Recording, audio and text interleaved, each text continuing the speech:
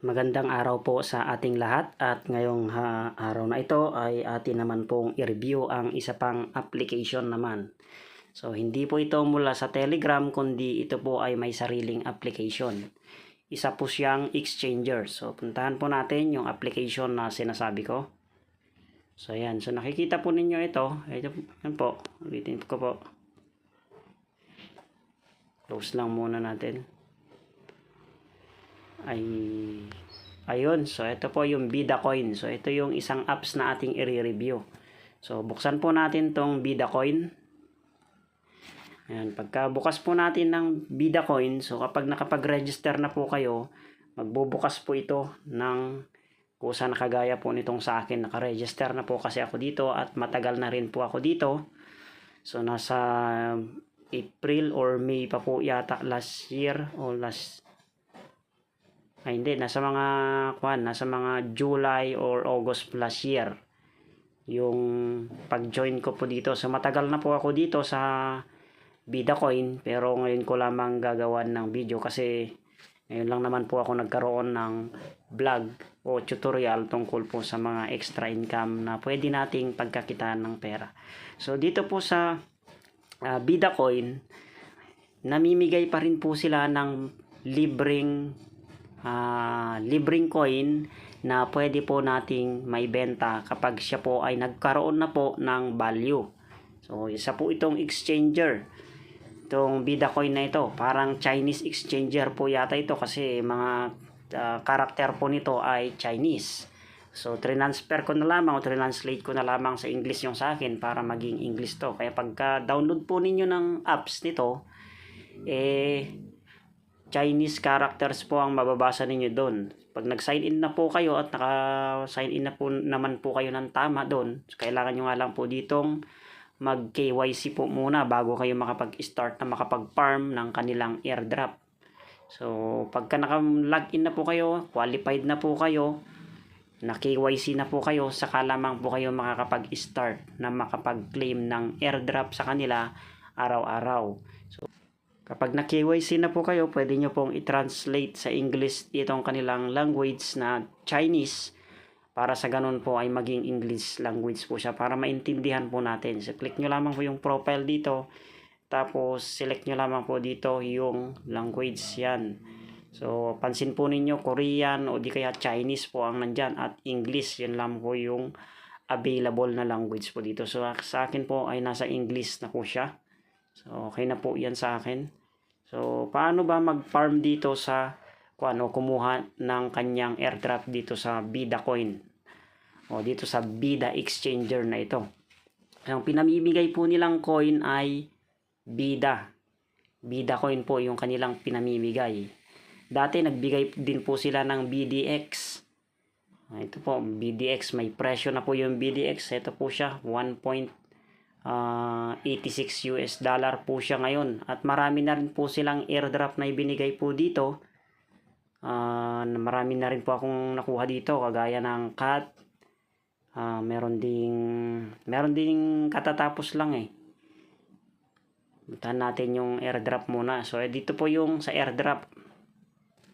Ayan, so pansin po ninyo nakalagay po dito phase 7 na po. Mula po phase 1 hanggang phase 7 ay naka-join po ako dito. Pero medyo napabayaan ko po yung phase 5 at phase 6. Katatapos lamang nung phase 6. Konti lang ang nakuha ko po doon sa phase 6. Pero yung phase 1, 2, 3, 4, marami po akong nakuhang Bidacoin doon. So ano bang ginagawa dito?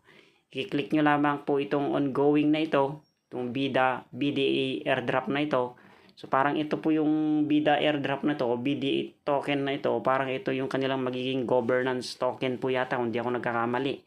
Dati kasi nandito iyan sa kanilang wall dito, pagkabukas mo dito nagpa-pop up na yung about sa BIDA.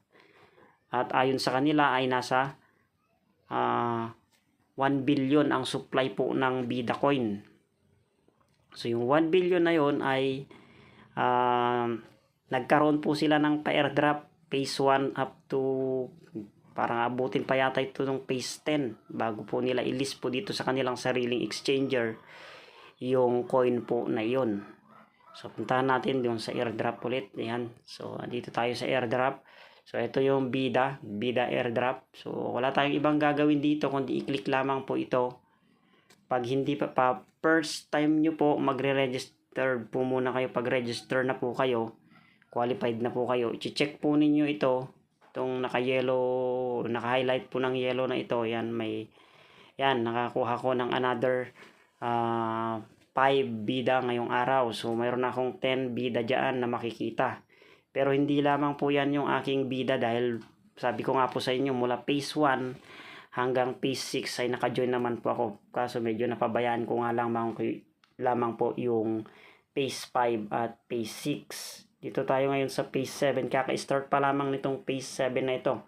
So dito pa lamang po siya ngayon sa phase 7. Kaka-start pa lamang. Pwede pa po tayong humabol dito. Ito yung kanilang total airdrop na ipamimigay. 2,657,205 Bida coin ang ibibigay po nila ngayong phase 7. So puntahan po natin yung ating mga naipon. So dito po sa assets, yan, may makikita kayong USDT dito sa spot kasi nag-trade na rin po ako dito. Yun yung sabi ko sa inyo, nagbigay din po sila ng cut noon.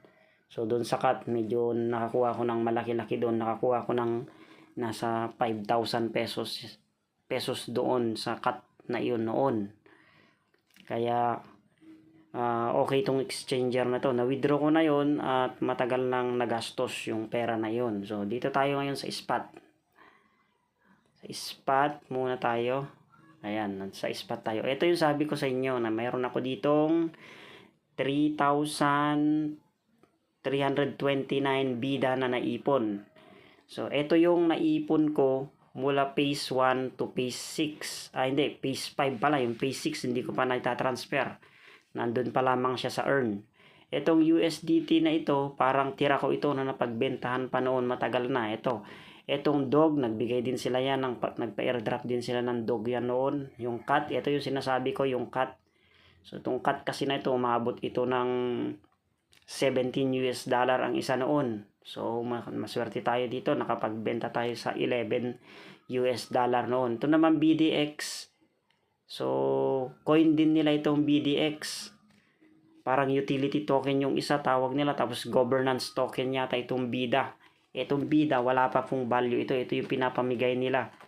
Na halos sabay na nilaunch yan, yung Bida at saka itong BDX. Pero itong BDX agad nilang nilist dito sa kanilang exchangers. So nagkaroon siya kaagad ng value na nasa mahigit $1 kaagad within 1 o 2 days yata yun noon. Okay, so tapos sumunod na list dyan na nagpa-airdrop sila itong cut. Pero nag-airdrop na rin sila ng Bida noon. Hanggang ngayon nag-airdrop pa rin sila, nasa phase 7 na nga. So ito na yung naipon ko, nasa 3,329. So kung maging kahit na $1 lang ang isa dyan, dahil ang total supply lang naman niya ay 1 billion. So palagay ko papaldo tayo siguro dito dahil exchanger ito, nakapag-withdraw na po ako dito. Ano po? Yan po ninyo dito sa withdraw history ko. Ayan. Wala pala siya dito. Hindi na makita, matagal ng panahon. Mga bare months pa yun last year nung nakapag-withdraw ako dito, kaya hindi na nakikita. Wala na yung history ko ng withdrawal dito.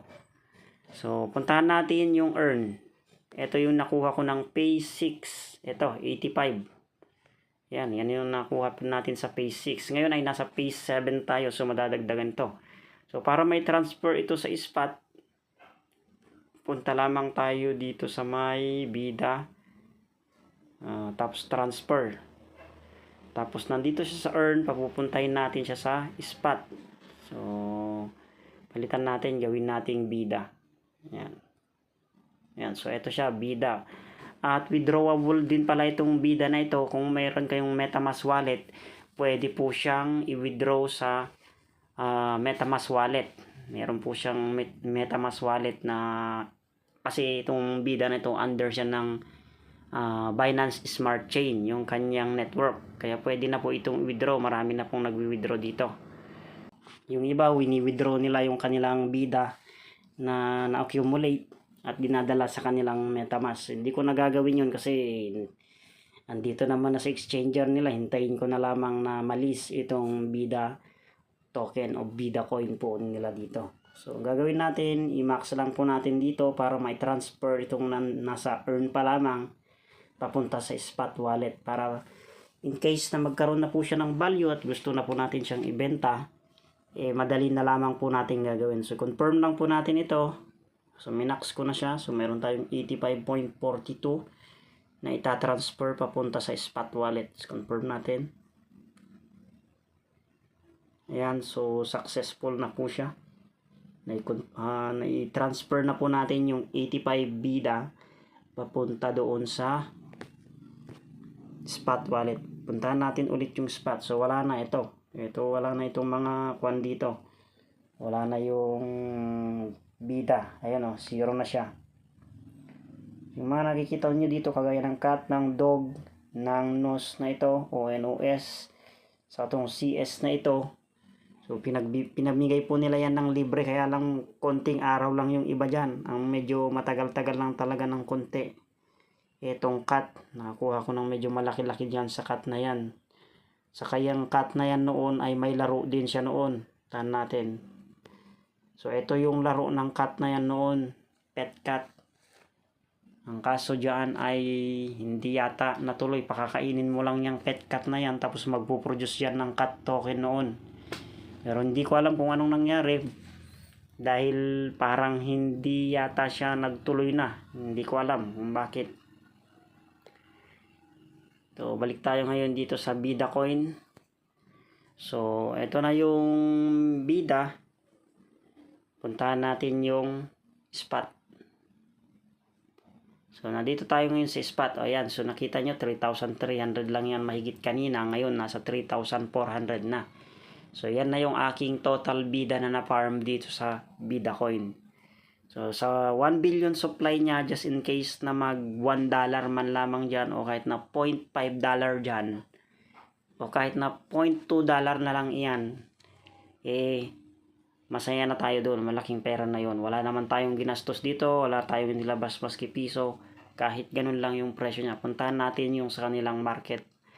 Ito yung isang coin nila. Hindi ko alam kung alin dito ang kanilang utility coin at alin ang kanilang governance coin, kasi dalawa yung kanilang coin. Yun ngang BIDA na pinaparm pa natin o ini-airdrop nila ng libre ngayon, at itong BDX. Itong BDX na ito, nung nilance nila nung kuan, ayan, pansinin nyo 0.010 lamang siya.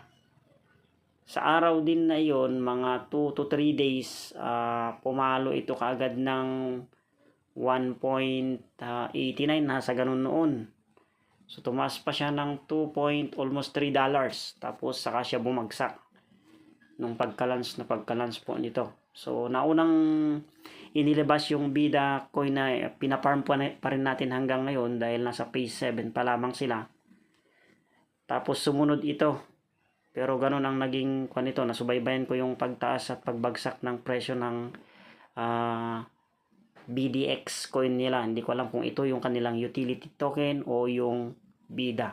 Basta nandito lang sa dalawang yun. Yung isa governance, yung isa naman ay utility token ang tawag nila. So puntahan natin yung mining. Ito, may mining sila dito. Puntahan natin itong mining. Itong mining na ito, kailangan mo mag-stake dito ng BDX. Pagka-stake mo ng BDX dito, ayan, may mga nag-i-stake dito, nasa around 899 katao yun nag-stake, at nasa 26,253 BDX ang naka-stake dito. So pag nag-stake ka dito, hindi ka kikita dito. Nahihintayin mo lang siya na parang magpo-porsyento. Gagawin mo, pag nag-stake ka na dyan, kailangan mong mag-trade.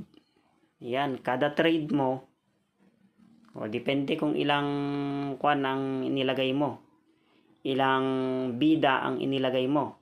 Diba, lagay mo, sa akin nasa 3,000 na mahigit na BIDA, ilalagay ko yun. Tapos kailangan mong mag-trade. Pagka-trade mo, saka lamang magpuporsyento yung iyong na stake. Kung hayaan mo lang siya doon, wala kang makukuhang BDX. Yan. Kaya mayroon natitirang 0.71 BDX dyan. Dahil nung nag-kwan tayo, nung nag-stake tayo, nag-stake ako ng 1,000, tapos sinil ko yung cut. Ayan, may naibigay naman sa akin na konting BDX. Yan na lang yung natitira sa BDX na aking nakuha. Ayan. So, yun lamang po yung ating kuan po dito sa application na ito, sa Bida Coin application na ito. So, kung gusto po ninyong mag-farm din ng airdrop ng Bida, ilalagay ko po yung link sa ibaba. Kung hindi ka pa nakasubscribe sa aking channel, mag-subscribe ka na para updated ka sa mga videos na ilalabas ko. Lamang po, maraming salamat.